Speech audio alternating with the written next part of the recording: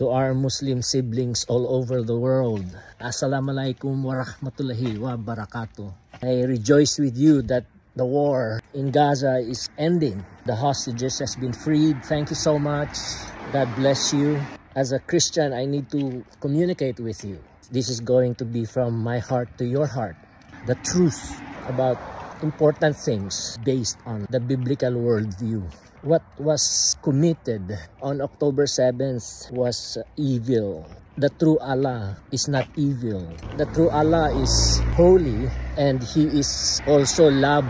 So what was wickedly committed on October 7th was neither holy nor loving.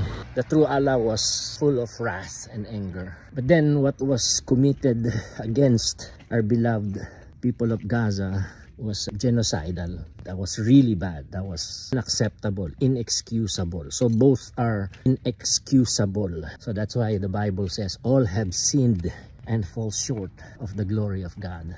Injustice has been committed. Injustice will continue to be committed. We will see what God will do next. But God is at work. But there are still those evil people. They're evil people. They are your enemies. Hopefully, we can become friends. That's the best. To just become friends. Nothing is impossible. I'm praying for a new day in Islam. A good day.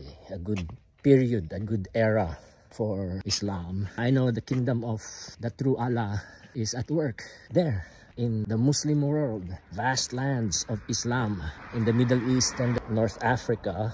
Also South Asia and Southeast Asian also. Indonesia, Malaysia, Brunei, Darussalam. All our Muslim siblings all over the world.